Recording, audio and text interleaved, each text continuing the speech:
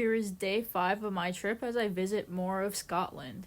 We started our morning off by getting on a bus tour. We had the opportunity to meet 2 Highland Coos at one of our stops. You do get the opportunity to buy a bag of potatoes and carrots to feed the Highland Coos. After this, we got right back on the bus and made 2 stops on our way to Glencoe. The views here were so pretty to experience. Hi guys, look where we are. My hair, Jesus Christ. We are in Scotland. This is our view, 10 out of 10, and we're about to get back on the bus, so goodbye. Our lunch stop was going to be in Fort Williams, but on the way there we did stop at Glencoe, which is where the 3 sisters are located, which is what this mountain is right here. And in Fort Williams, actually, you can find the original steam train that was used in the Harry Potter films, the Hogwarts Express. And it's honestly so cool to have been able to see that. This is where the Hogwarts Castle is actually located in Glenfinnan as well. This was our last stop of the day as we wanted to be able to see where the Hogwarts Express crosses the bridge.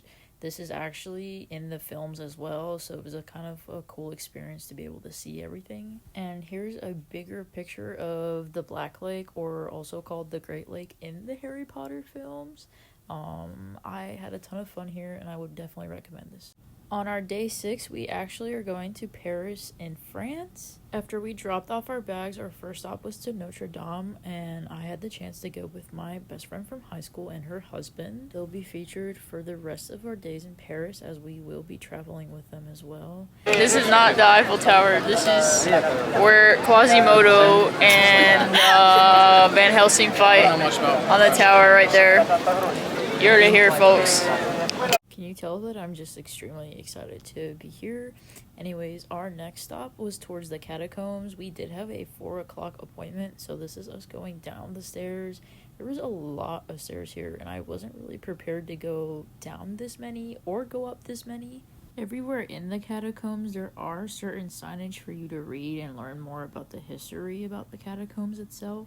You're also able to get a audio guide as well. They'll be able to listen to as you walk through the catacombs. You will be walking through really long pathways. My friend's husband is about maybe more than 6 foot, so his head was kind of touching the top of the ceilings of the catacombs, so if you are kind of tall, you will be hunched over for the majority.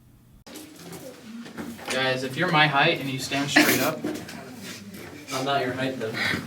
Look. I'm not even trying to stay.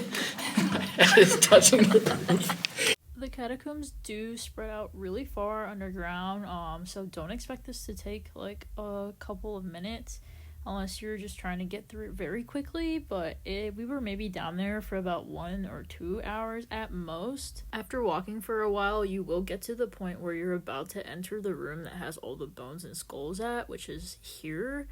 The craziest thing was that we did see somebody in this little area where all the bones and skulls are located at.